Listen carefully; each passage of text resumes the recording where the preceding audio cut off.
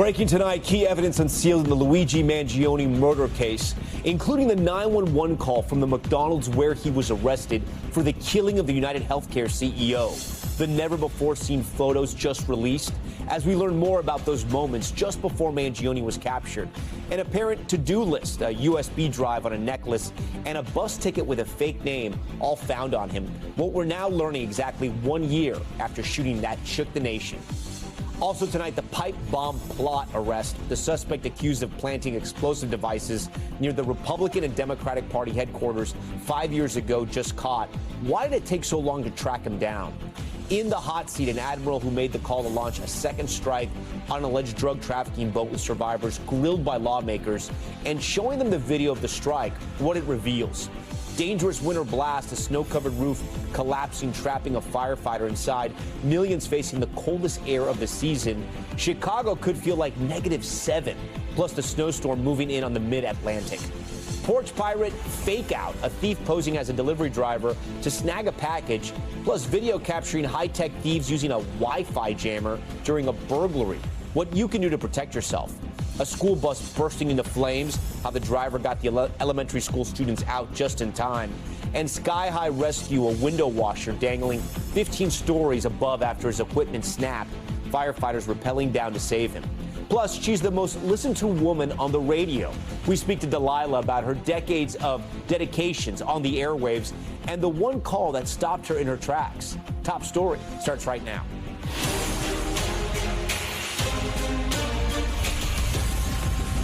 And good evening. We begin tonight with that late-breaking news. New evidence in the Luigi Mangione murder case released to the public just moments ago.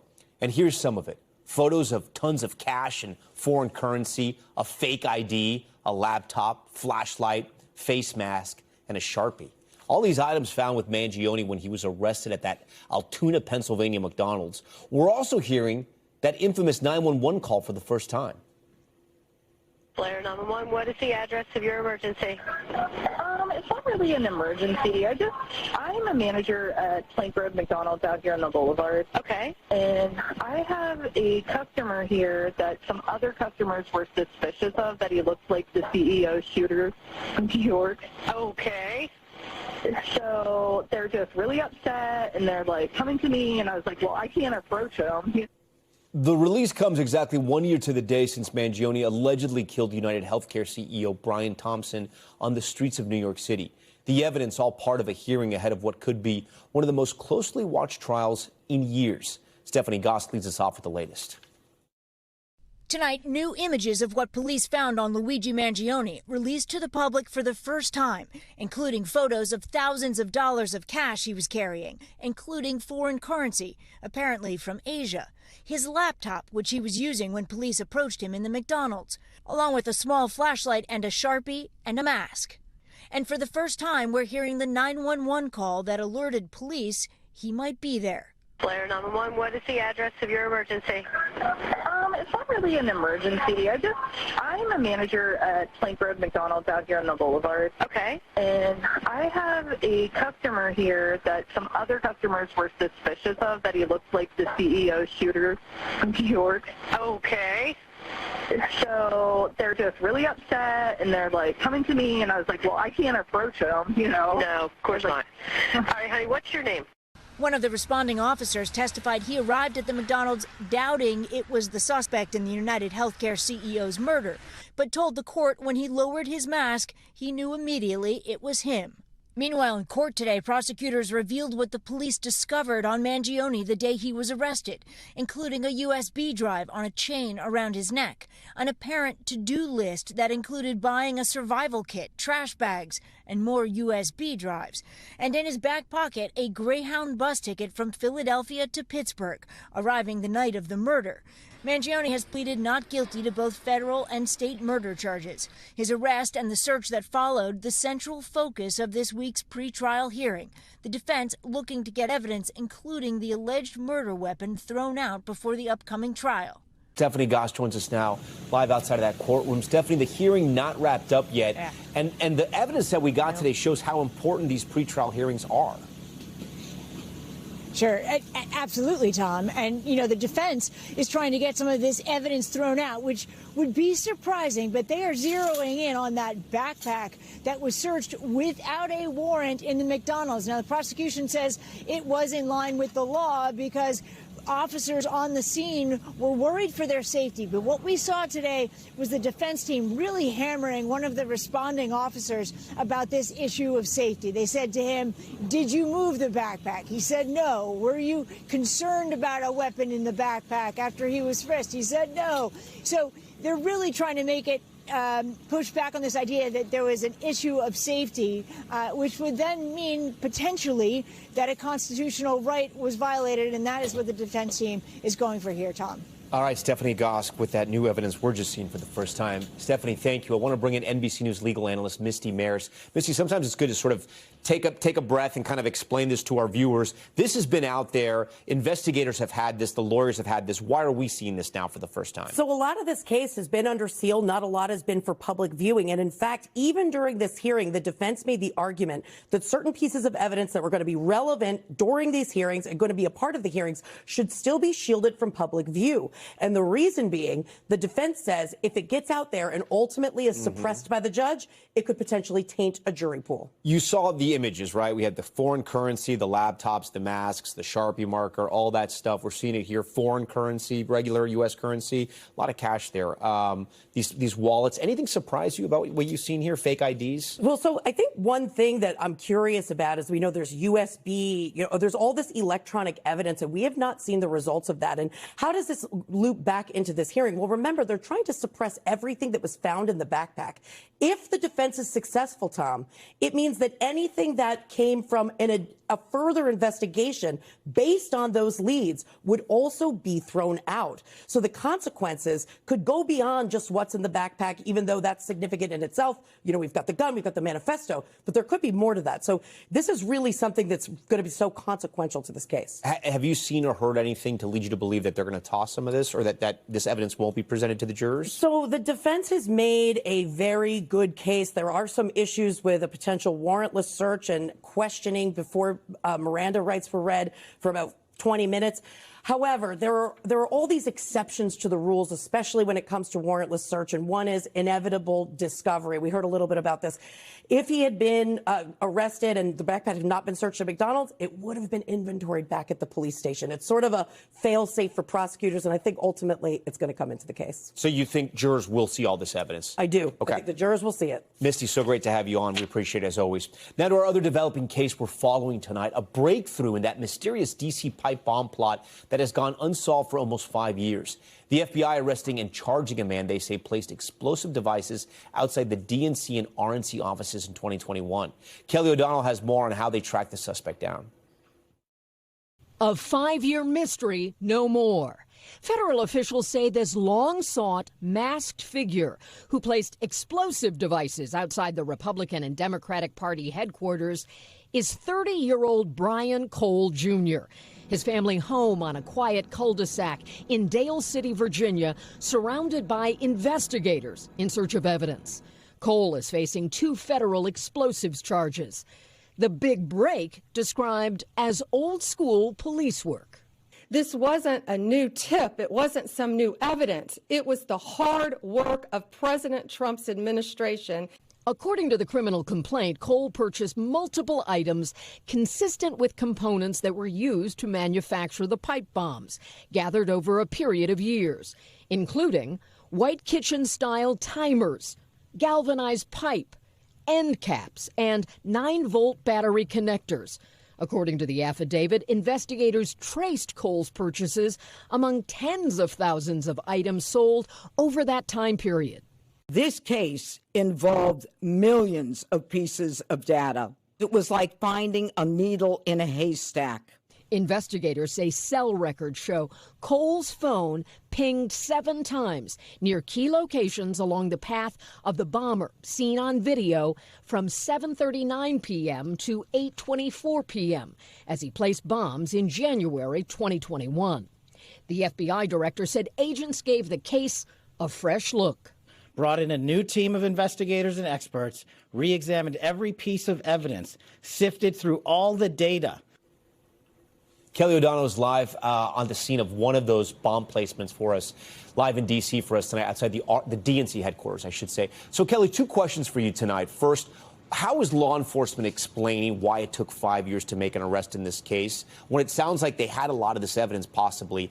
And do we have any sense of what the motive was here yet? Well, let me take motive first. We don't know yet a motive, and that is a major question that people will always want answered. And so the investigation at the suspect's home may lead them to new information when they get inside his email or other possessions at his home. So that's a big question that they say needs more work. On the 5-year time period, remember, the investigators and the FBI put out a $500,000 reward. That did not lead to an answer. And the work that they were doing during that time period also involved 1,500 plus cases related to the January 6th attack on the Capitol. This happened January 5th into January 6th. So there was a resource and manpower issue, but it is the same data with some new tools that they've applied, looking at cell phone records, the purchases, the license plate reader that was able to help them locate the car. They then got the bank records. So it just took an enormous amount of work to piece together clues about the suspect based on the video, and then getting those key data points that help them find the man they say is responsible. Tom? All right, Kelly O'Donnell for us. Kelly, thank you. The top Navy admiral who ordered that second strike on an alleged drug boat facing tough questions on the Hill today about the legality of that order. Defense officials telling NBC News that the commanders saw the boat's survivors as, quote, legitimate targets. NBC's Courtney Cubie spent the day on Capitol Hill pushing for answers. Tonight, the man who made the call for a second strike on this alleged drug boat in the hot seat. Admiral Mitch Bradley briefing Congress about the decision to target 2 survivors from the initial attack, a decision criticized by Democrats and some Republicans. Bradley viewed the survivors as legitimate military targets. They were in the vessel and in electronic communication with another suspected drug boat, potentially trying to continue their drug run, 2 people with knowledge of the matter told NBC News. And Bradley was with a JAG, a military legal advisor, when he made the decision to strike again, according to a defense official. Did a military JAG say that the second and follow-on strikes were all lawful? Yes.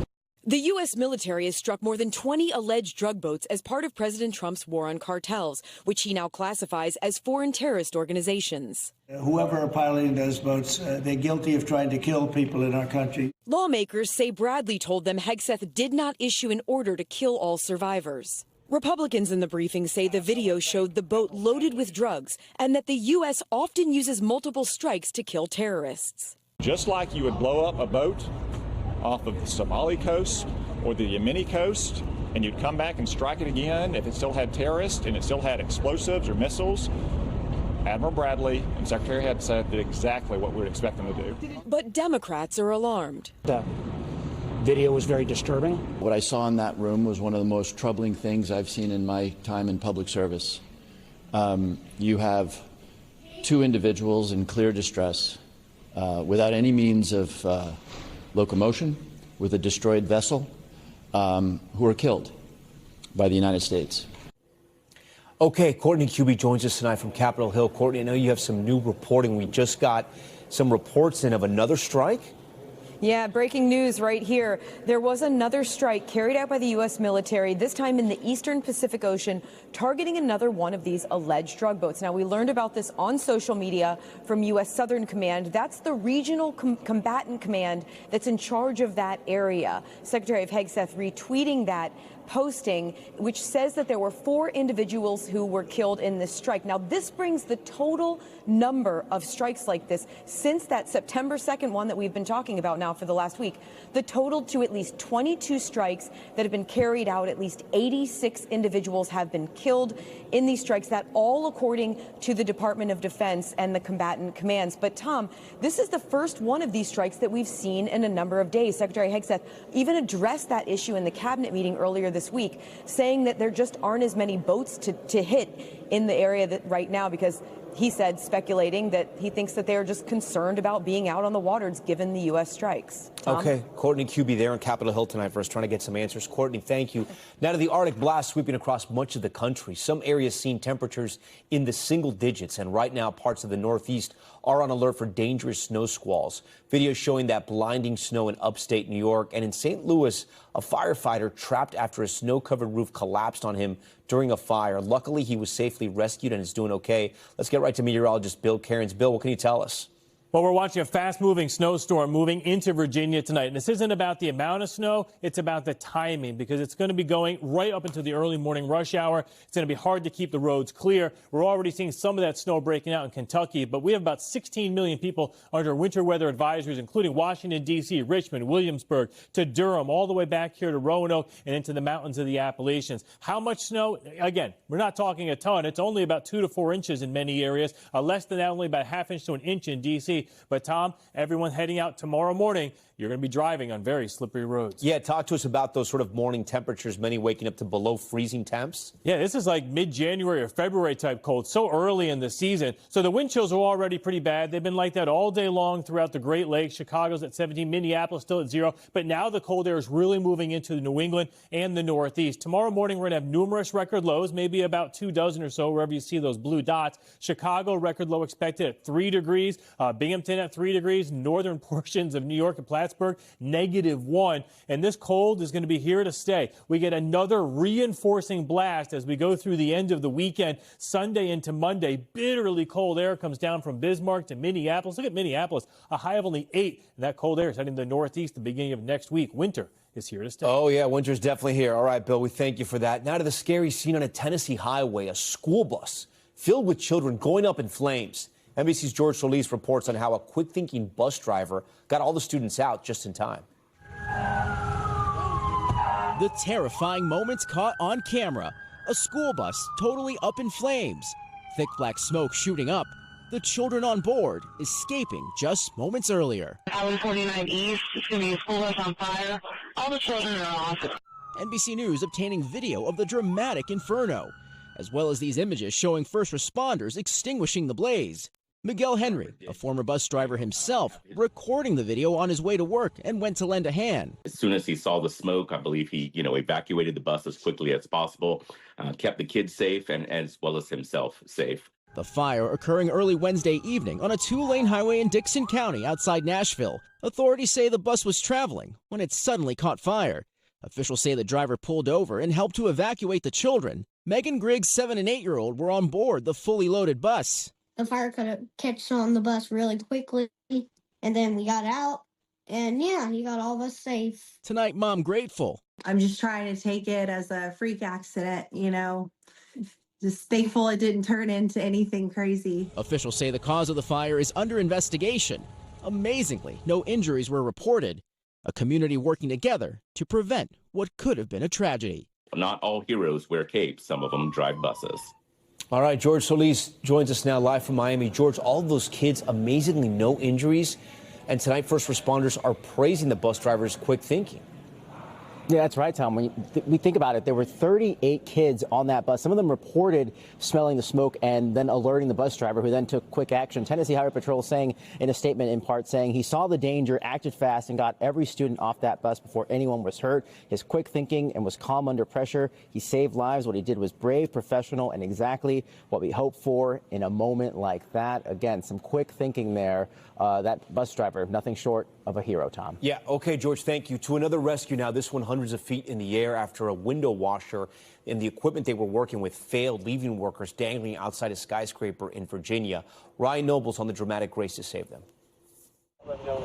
Tonight, a daring rescue from a high-rise building in a Northern Virginia suburb outside Washington, D.C. Make sure we do everything right, slow it down, be safe.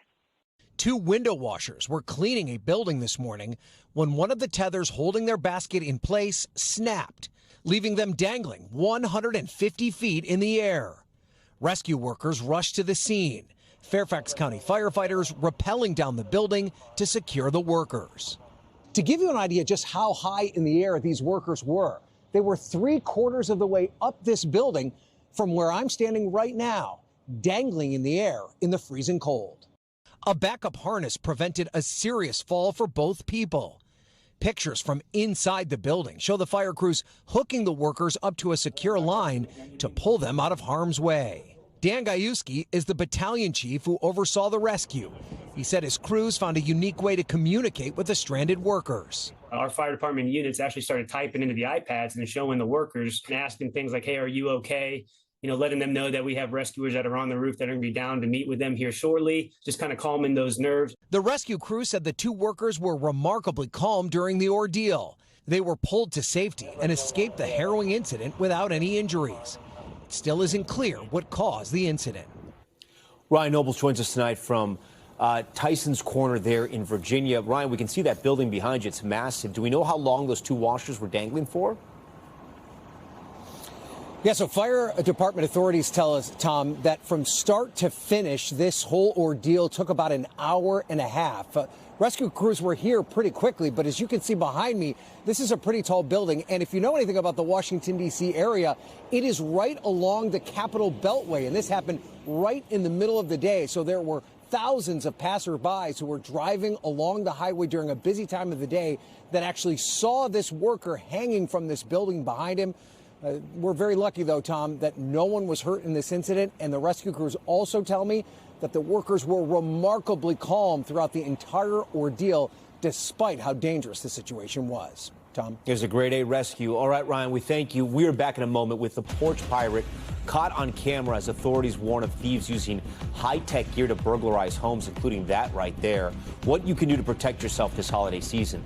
Plus, our Ann Thompson goes one-on-one with the head of the FDA, what he's saying about the future of vaccines and rebuilding trust with Americans. And the terrifying collision sending a dump truck swerving across a highway and slamming into a backyard. We'll explain what happened here. Stay with us.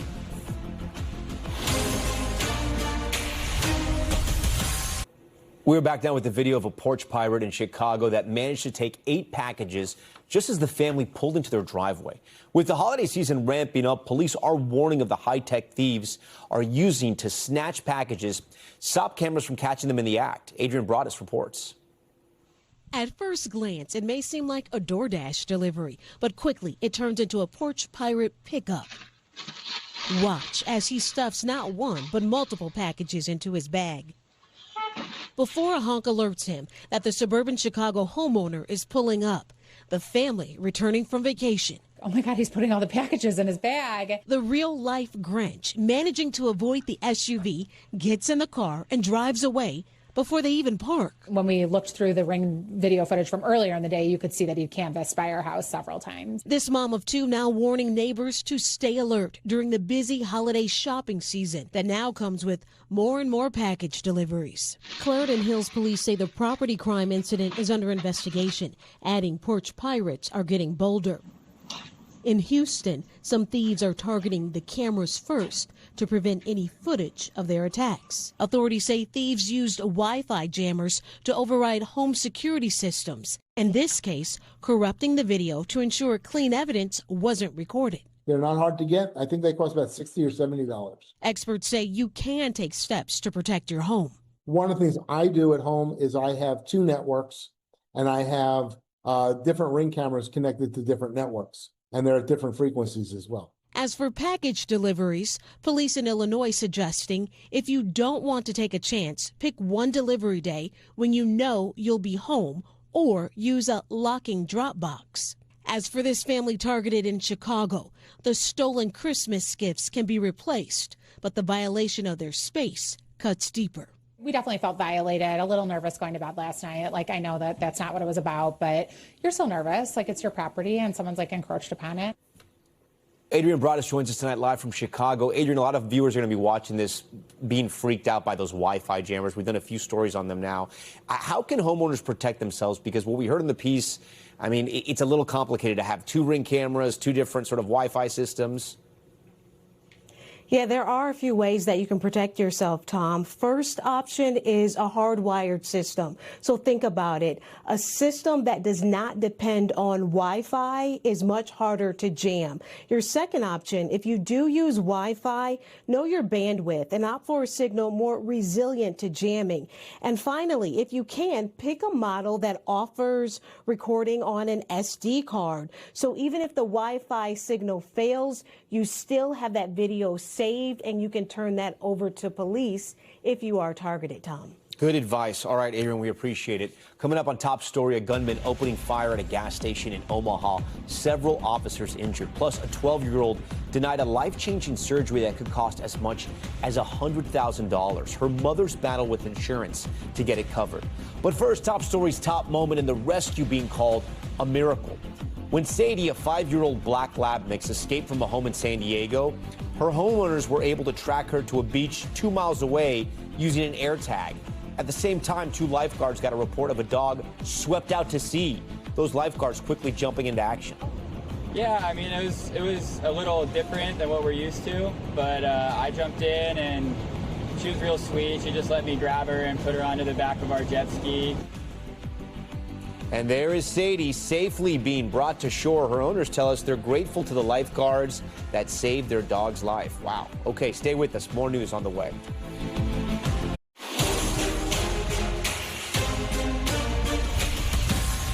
We're back now with Top Stories news feed, an update on the redistricting battle in Texas. Just last hour, we learned the Supreme Court is allowing the state to use a new congressional map. It was drawn to favor Republicans ahead of next year's midterm elections. This decision pauses a lower court ruling that said the map was unlawful because it likely discriminates based on race. Okay, a deadly shootout caught on camera at a gas station in Omaha. Take a listen.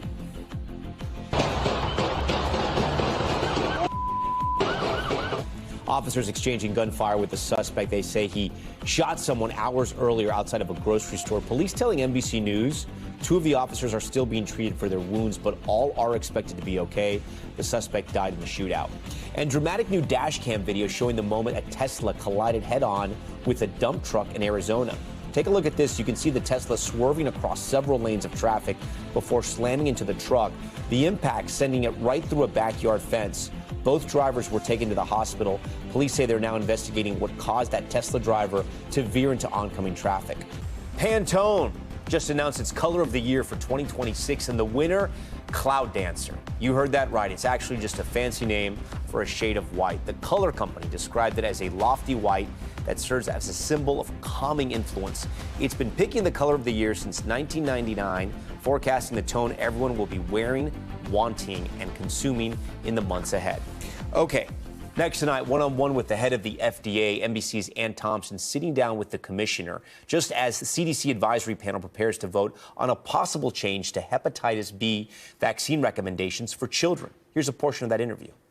Your administration speaks a lot about gold standard science. What is gold standard science to you? It's science itself. Science means that you can question everything. You spoke about listening to the science. Today, the CDC's vaccine committee is considering changing the Hep B schedule. And yet we have 30 years of experience that says that giving a newborn dose of Hep B dramatically reduces the cases of Hep B in infants. It's practically been eliminated. Why, as a doctor, what do you think about that? Why take a second look?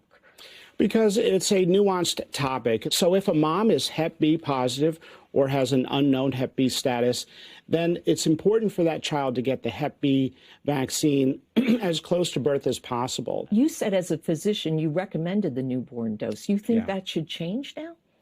Based on what evidence? What we're saying is that it's okay to delay the Hep B shot for parents who want to delay the Hep B shot if the mom is not Hep B positive, has an unknown Hep B status. You speak of rebuilding trust with the public. The Annenberg Public Policy Center did a survey that came out this past fall that showed that trust in the FDA had dropped 10 percentage points from September 2024 to September 2025. Do you take responsibility for that, and how can you reverse that trend? There's a 31-point drop in trust in doctors and hospitals in the healthcare system from 2019 to 2024. That's a study published in JAMA.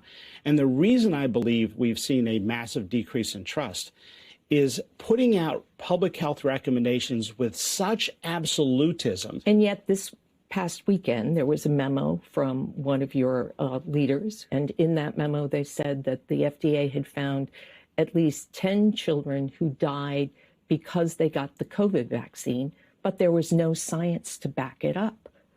So in science, we often release top-line data while we put together the details of that data to make it public. It will be public. And yet we still haven't seen the data. And today you have a dozen of your predecessors who published a letter that said that data was looked at and their researchers came to a different conclusion.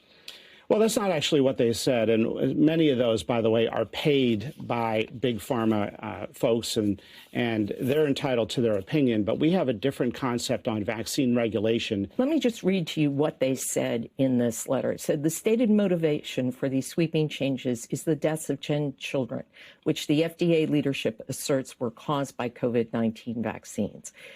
Previously, all cases reported to the Centers for Disease Control and Prevention and to the FDA had been carefully reviewed by FDA staff who drew different conclusions. So these cases were reviewed by career FDA staff, physicians who did a detailed investigation, and we feel confident about the investigation that was done by physicians.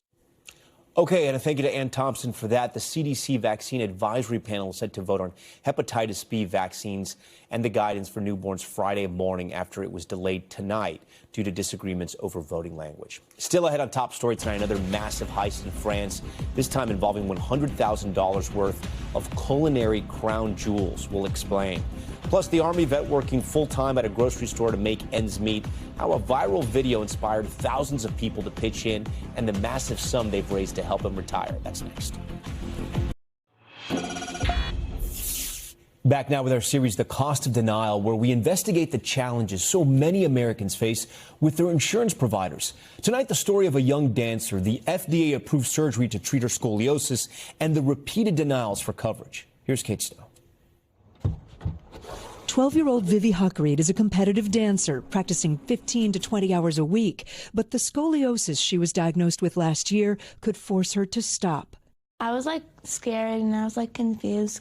Vivi started sleeping in this brace, but the curve in her spine grew worse. It's like that? Yeah. Her mom, Anne Marie, found a specialist near where they live in Denver who said Vivi was the perfect candidate for a surgery called vertebral body tethering, or VBT. But now she's battling their insurance provider, Aetna, for coverage of the surgery that could cost up to $100,000. They're not looking at the whole picture. I think they're missing the story. They're missing the person, and they're missing the full scope. What's the emotion that you're feeling? Upset, obviously. I just want, sorry. Okay. You just want to protect your kids. To her, that means VBT, a less invasive surgery than spinal fusion. VBT allows for more mobility. It was just going to allow her to get back as quickly as possible to doing what she wants to do and what she loves to do. To dance. To dance. Most patients are pretty happy with it. Dr. Mohammed Al-Sharif is a pediatric spine surgeon who's not treating Vivi. He explains VBT is for patients with a significant curve. Putting almost a rope to guide the spine? We're putting in a rope to tighten down on the outside of the curve of scoliosis so that it autocorrects. The FDA approved VBT in 2019, concluding the probable benefits outweigh the probable risks. I no longer consider it an experimental surgery. But Aetna does, denying coverage for Vivi's surgery multiple times, calling the VBT procedure experimental, investigational, or unproven. Aetna also telling us a team of clinical experts concluded that VBT is outside the standard of care for a 12-year-old child presenting with scoliosis. For Vivi, time is running out. VBT needs to happen at a particular phase of a child's development. Anne Marie stays up past midnight writing emails, letters to local and state regulatory bodies and officials. Obsessively logging onto Aetna's portal to see if something magically changed overnight. Every day. It hasn't. The company behind VBT says the tether can break, and about 20% of patients who get VBT do end up needing spinal fusion. But Anne-Marie and Vivi want to take that chance. I want to keep dancing, and I think the surgery will help make dancing a lot more easier. This week, Anne-Marie sued Aetna in one last bid to get her daughter's surgery covered. It feels like the insurance companies want you to give up. They want you to give up. She refuses to do that. And with that, Kate Snow joins us now in studio. You know, Kate, our viewers may be watching Vivi's story wondering if there are other kids out there with severe scoliosis. Will this surgery ever get approved? Well, this is the thing, Tom. We did come across another family in California who pursued an external review through an outside doctor when their requests had been denied, and the insurance denial was overturned. So some patients are having success. Anne-Marie tried an external review as well, Tom, and in her case, it was upheld. The denial was upheld. All right. I know you'll keep us updated on Vivi's story as well. Kate, thanks for being here. We want to move overseas now to Top Stories Global Watch. Multiple countries now pulling out of next year's Eurovision Song Contest after Israel was cleared to compete. Spain, Ireland, the Netherlands, and Slovenia all saying they're boycotting the competition as Israel faces growing backlash over the war in Gaza. Israel's president posted a statement today thanking those who supported the country's right to compete. And another major heist in France, but not at a museum. This time it happened at a snail farm. According to multiple reports, shop owners say the thieves stole nearly 1,000 pounds of escargot last week, worth more than 100 grand. It's a major setback for the local farm, just as the busy holiday season begins, when sales typically increase. And a baby seal walked into a bar in New Zealand. It's not a joke. Take a look at this. The little creature was apparently lost and well under the drinking age. You see it waddling through the pub, dashing into a bathroom and hiding under a dishwasher. One customer attempting to usher it out with a sweater. Another helping bar owners lure it out with pizza. Wildlife officials say they took the seal into custody, releasing it into the wild. Okay, finally tonight, an 88-year-old veteran working full-time, not because he wants to, but because he has to. His story of struggle quickly went viral, and now tens of thousands are stepping up to help him finally retire. Just seeing if I could have help scanning this. Thank you. What was your name? Ed. 88-year-old Ed Bambus clocks into his grocery store job 5 days a week. I'm 88. And still working? Yes, I have to. The Army veteran worked for General Motors, but says his pension was wiped out when the company went bankrupt back in 2012. The thing that hurt me the most was my wife was real sick. And when they took the pension, they also took the health care coverage. I sold the house, and we made it through. My wife died 7 years ago. Since then, I've been trying to reestablish myself. His story catching the attention of Australian influencer Sam Wiedenhofer. I'd like to share your story and try and, get people to help you retire. Oh, thank you. This moment going viral. More than 8 million people have viewed the video on TikTok alone. Users commenting saying things like, "He's our grandpa now. We must do better for our veterans." And "Let's retire this sweet man." In the video, Sam gives Ed a $400 tip. It goes a long way to help me. But what Ed doesn't know is that the internet has stepped up in a big way, raising more than $1.5 million for this veteran. Ed's son, Mike, working on a plan to surprise him with the life-changing money. Does your dad have any idea how much money was raised? No, he is totally in the dark on how much there is. You hear a lot of bad out there in the world, but there's a lot of good too. The kindness of thousands of strangers coming together, rallying to help one man retire. All right, coming up, you might not know what she looks like, but you definitely know her voice. Delilah joins us here on Top Story, our conversation about her legendary radio career and the calls that have stuck with her the most over the past 4 decades. Stay with us. You know that voice. That is the iconic syndicated radio host, Delilah, whose music selections have gotten so many of us through heartbreak, grief, and major life celebrations. For more than 4 decades, she has touched generations of listeners on the airwaves with her signature style and warmth, currently reaching 8 million people on more than 150 stations, making her the most listened to woman on American radio. And in Top Story Spotlight interview tonight, we are so happy to be joined by the radio legend herself, Delilah Renee Luke. Delilah, thank you for being here. Thank you for inviting me. I've been so spoiled by your staff, Tom. Oh, have they? Okay, great. That makes me so happy. Oh, my gosh. They're the best.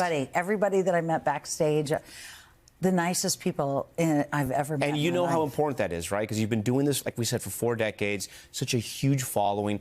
And working with a producer on this, I couldn't believe this. You're now in Los Angeles for the first time? That can't be right. Well, that's because my predecessor was there for 35 years. Wow. And she was so good. Yeah. She was so beloved.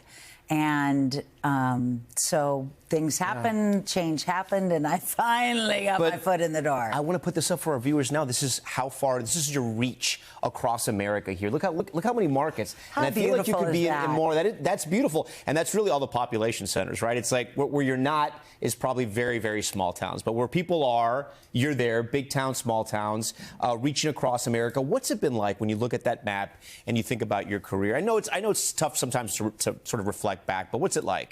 You know, I never do. I never look at the map. I never look at the ratings.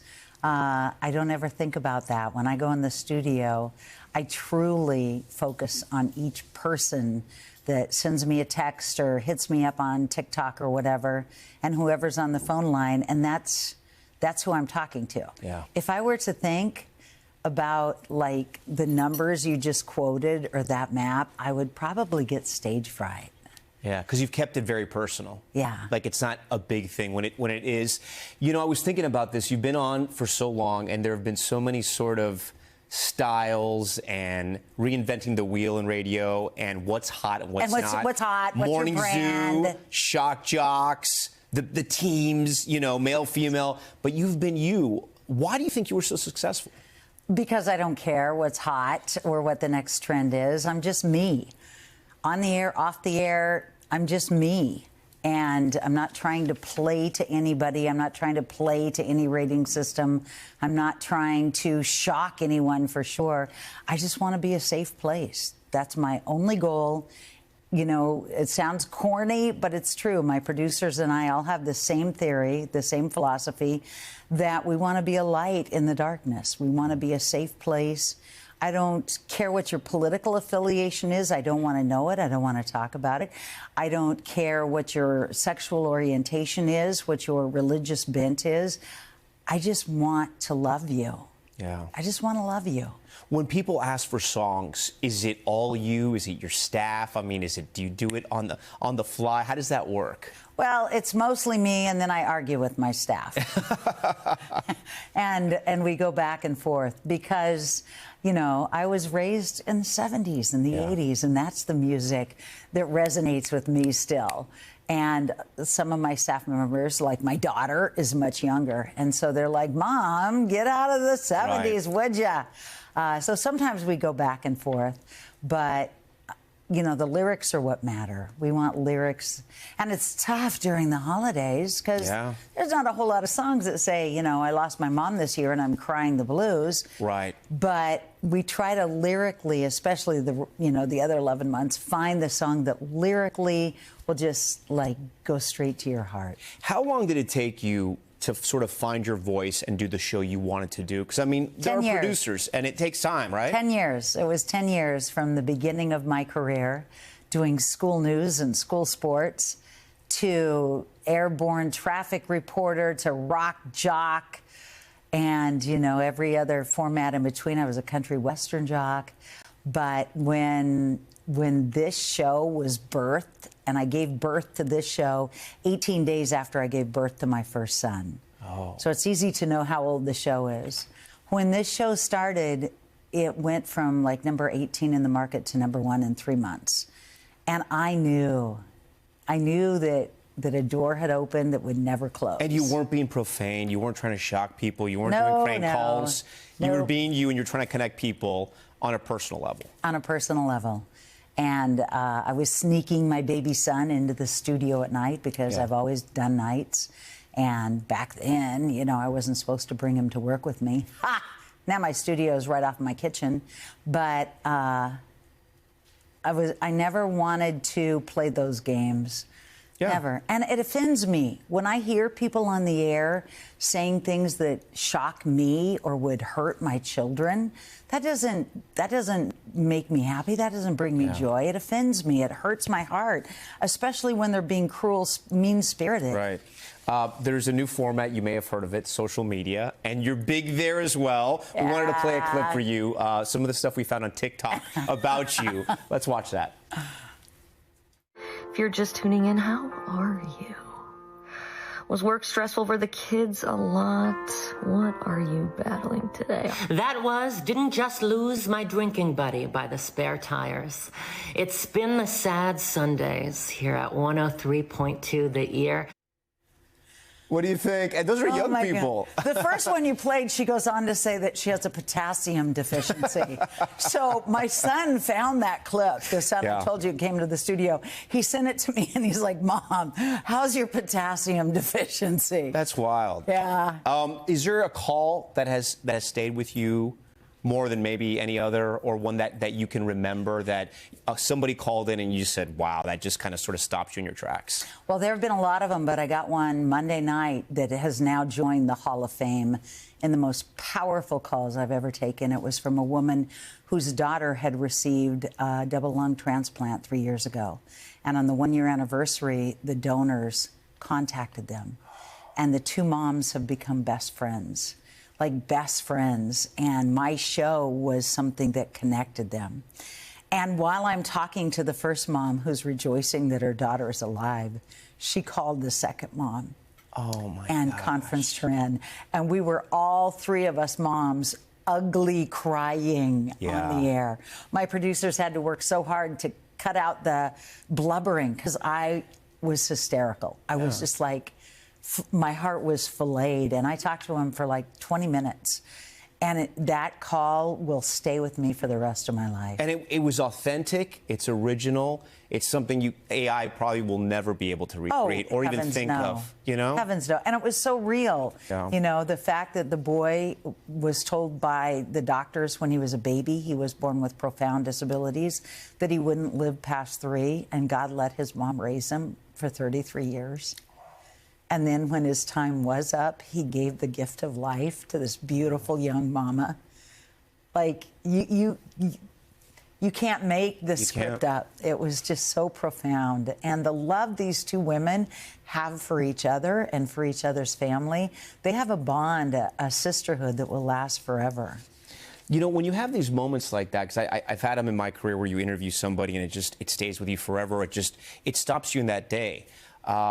And I get this question a lot when young journalists or just people in general are curious. How do you sort of disconnect, right? Because that rocks you to your soul. I don't. And it takes you out. Do you ever disconnect, or are you kind of always in that zone? I never disconnect. I never leave my work at home, or at work, since I work from home. But I do have a really amazing team around me. And as soon as I got that call, I called my producer, Janie, and then I called my producer, David, who's based here in the Big Apple. And David's partner, the love of his life, had a heart transplant last Christmas, just a couple of days after Christmas. So then I ugly cried with David for an hour. And, you know, I've got that support, I've got that acceptance, I've got that love, and we're all in it. Everybody on my team is in this career, this life, for the same reason, because we want to give hope. Give me your top 3 songs. I know it's hard. Your top 3 songs that you feel have been the most powerful to your listeners. You think it's maybe it's a go-to, or maybe it's just something that you feel universally it touches people. Oh man, that's a hard one. Not holiday songs, but songs. You can, if you want to do holiday too, but I mean, I know holidays can be hard. Right now, I'm getting a request for a Mariah. Yeah. Well, people love it. Or Michael Bublé. Yeah. You know? Gosh, there's some oldies that still ring true. Anything by the Righteous Brothers, still, you can't top that. Right. You're My Home by Billy Joel. I played the heck out of that song for years. My favorite song, my theme song for life, is I Could Not Ask for More by Edwin McCain, which was kind of a one-hit wonder.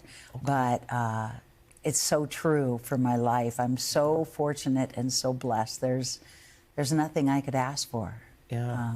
It's incredible. There are some one-hit wonders, though, that are, they might have just been one hits, but wow, they really hit. Yeah, you know? My theme song, my sign-off song for 20 years on my show was a one-hit wonder by a Canadian band called Edward Bear, and the song was called Close Your Eyes. And I played that as my sign-off song for 20 years. Wow. Speaking of the holidays, is there a song you're just sick of? I mean, you mentioned Mariah, but I mean, is there a song you refuse to play because you're just so sick of it, or do you love them all? There might be something about shoes that I cannot play. You won't play? Yeah, no. All right. No. I still play Grandma Got Ran Over by a Reindeer. That's a good one. That's a good one. I'm gonna, since I have you here, I'm gonna take advantage of this, and I'm gonna ask you for someone that you love, that I love in my life, that is working so hard in the holidays. Someone like my wife, who's just, you know, she's making it all happen during the holidays. Because that's what moms do. That's what wives do. That's we what are moms the do, and tradition partners, keepers. across the country. What's a good holiday song that we can play for her? For her, yeah, I would pick Michael Bublé. Okay. Just because I always pick Michael. Christmas, Baby Please Come Home. Oh, I love that. Yeah. And she loves Michael Bublé, too. Yeah. That's great. Can't beat that. Oh, my gosh. This is so good. Delilah, it has been a pleasure. Thank you. It has been delightful. You are incredible. You have earned everything, and you've gotten everything because you're so talented and you're so true to yourself. And, again, as from one broadcaster to another, it is a pleasure and honor to meet you. Thank you. Yeah. Thank you. God bless you. Stay right there. Much more news on the way. I'm Tom Llamas in New York. We'll see you right back here tomorrow. I'm watching for lots of people around. Baby, please come home. The church bells. We thank you for watching, and remember, stay updated on breaking news and top stories on the NBC News app or watch live on our YouTube channel.